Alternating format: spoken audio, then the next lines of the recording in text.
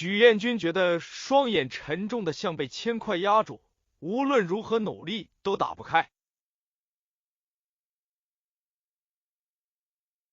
在这片绝对静谧的异度空间中，外界的声响早已消失，取而代之的是一阵阵从骨髓深处泛起的呢喃，那听起来像是某种古老的祝祷，又像是那张水晶石椅本身发出的震动。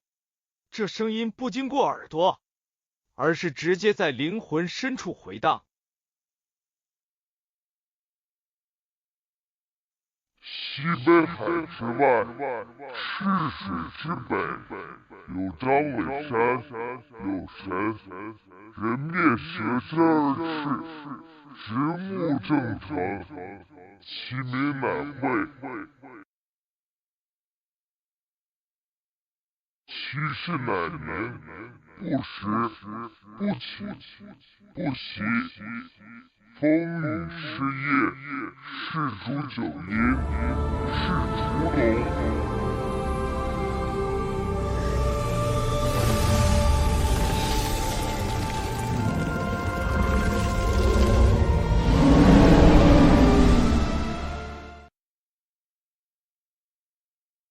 那一颗缠绕着电色与紫色光芒，形如鹌鹑蛋的光球，不知何时已从他的泥丸宫浮现。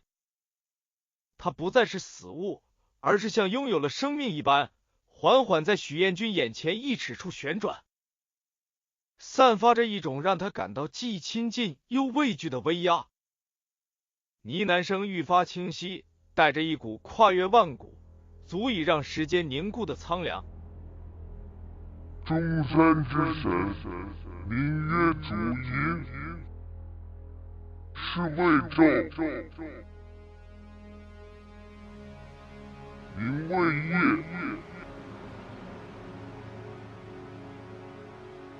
吹为东，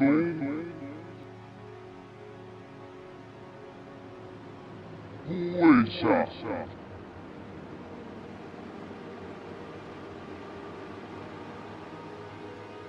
不饮，不食，不息，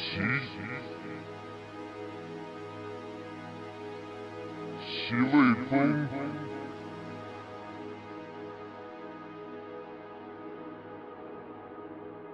身长千里，居中山下。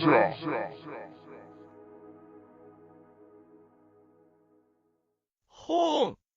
一声震耳欲聋的雷鸣突兀地在一时中炸响，许彦君的神识猛然一颤，他看见那颗电紫色的光球在这一刻产生了剧烈的律动，它就像一滴浓缩了1000年的电子墨汁落入极其纯净的清澈水中，虽然色彩依然深邃，却呈现出一种烟雾般缓缓散开，向四周侵蚀的律动感。紧接着，一声充满威严，足以震慑灵魂的龙吟从那扩散的光点中传来。那声音在空气中激起层层物理性的涟漪，震得大殿地板嗡嗡作响。随后，那些散开的光点像是在瞬间接到了最高指令，快速向内收缩，再次变回了那颗平静旋转、电子交错的鹌鹑蛋。许彦君猛地睁开眼，整个人几乎是弹跳着站了起来，警觉地望向四周。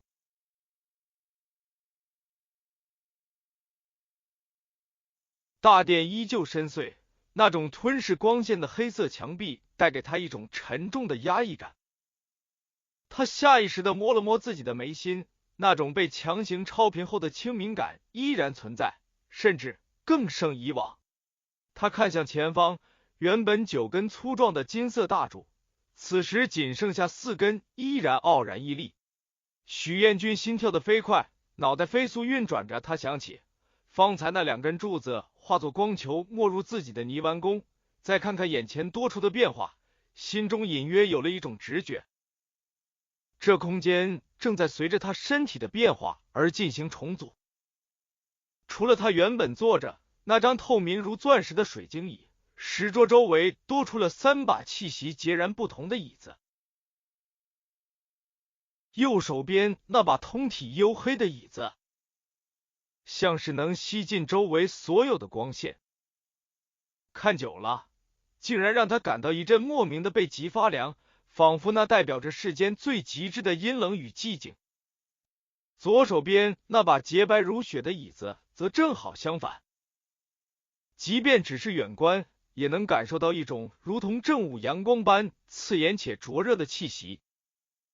那是一种刚猛至极的阳气，而它的正对面，那座像是用厚重黄土堆砌而成的座椅，散发着一种沉稳、包容且古老的大地气息。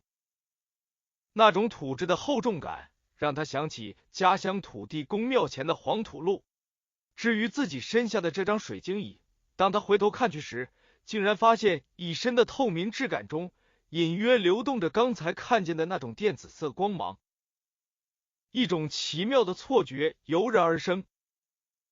这张椅子似乎并不完全属于这座大殿，它像是漂浮在时间与空间的缝隙中，是这一切的核心。一桌四椅四柱，许彦君咽了口唾沫，冷汗顺着鬓角流下。这里原本是他以为的私人防空洞，现在却更像是一场诸神会议的圆桌。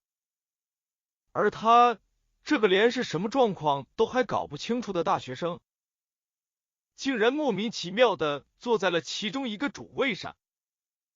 这玩笑开大了吧？祖先你们到底留了什么给我？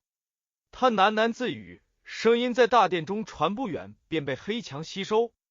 还来不及细想这四张椅子背后的深意，大殿中央那张原本平凡无奇的石桌突然爆发出冷冽的蓝色光芒，无数幽蓝的光点从石面上升腾而起，像是有无数只看不见的手在半空中编织勾勒。那些光点旋转着，交织着，空气中传来阵阵如电流般的滋滋声。许彦君惊愕地看着那些光芒，他们在半空中塑造出了一个模糊的人形轮廓。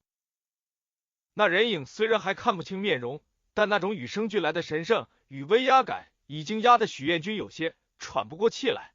他知道接下来出现的存在将彻底揭开他那随性生活的终章。